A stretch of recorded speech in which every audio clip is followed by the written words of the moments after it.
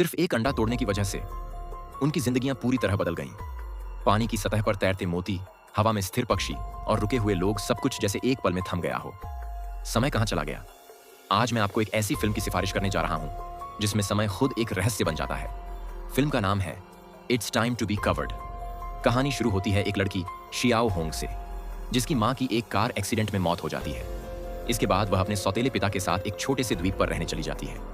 वहीं उसकी मुलाकात होती है शियाओ मिंग से।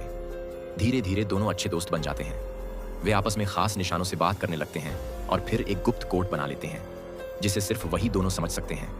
एक दिन शियाओ होंग और शियाओ मिंग अपने दोस्तों के साथ एक पहाड़ की सुरंग को देखने निकलते हैं। उन्होंने तारों की बाढ़ को पार किया। रास्ते में शियाओ होंग ने अपना पुराना मोबाइल निकाला और अपने दोस्तों के लिए वीडियो बनाना शुरू किया।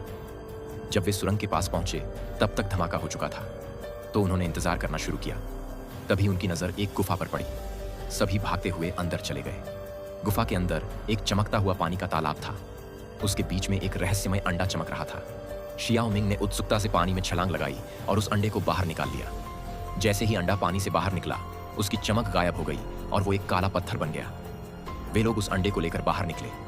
तभी एक चमकता हुआ पूर्ण चांद आकाश में दिखा। इसी दौरान शियाओ होंग को याद आया कि उसकी मां की दी हुई हेयरपिन गुम हो गई है। वह अकेले गुफा में वापस चली जाती है उसे ढूंढने।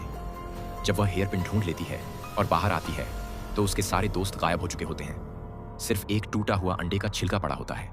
वह घबरा जाती है। अंधेरा हो चुका होता है और वह रास्ता भी भूल जाती है। उधर बच्चों के परिवार वाले सुरंग निर्माण स्थल पर पहुंच जाते हैं। वे कहते हैं कि बच्चे लापता हो गए हैं और काम रोकने की मांग करते हैं। केवल शियाओ होंग का सौतेला पिता जानता था कि शियाओ होंग भी गायब है। अगले दिन पुलिस को बुलाया जाता है। एक बड़ी टीम पहाड़ों में तलाशी करती है और सिर्फ शियाओ होंग को बेहोशी की हालत में पाती है। होश आने के बाद शियाओ होंग जो भी बताती है, पुलिस उसे पागलपन मानती है। किसी को उस पर विश्वास नहीं होता। शियाओ होंग सबको गुफा दिखाने ले जाती है ताकि साबित कर सके कि वह झूठ नहीं बोल रही। लेकिन अब वह रास्ता कहीं नहीं होता।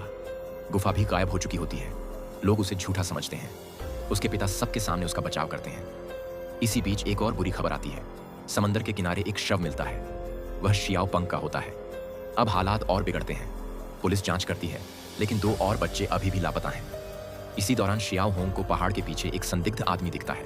वह उसका पीछा करती है और वो कहता है, मैं शियाओ मिंग हूं। उसकी लंबाई लगभग 185 सेंटीमीटर होती है। ये सुनकर शियाओ होंग डर जाती है और भागती है। वापसी पर उसका सौतेला पिता उसे गाड़ी में ले आता है। पुलिस उस संदिग्ध के ठिकाने की तलाशी लेती है और वहां से एक मोटी डायरी मिलती है। डायरी में वो कोड बने होते हैं जो सिर्फ शियाओ होंग और शियाओ मिंग के बीच थे। शियाओ होंग झूठ बोलती है कि वह डायरी गलती से छूट गई थी और उसे घर ले जाकर पढ़ती है। तभी उसे 3 बच्चों के गायब होने का राज समझ आता है। आखिर गुफा और वह अंडा क्या थे?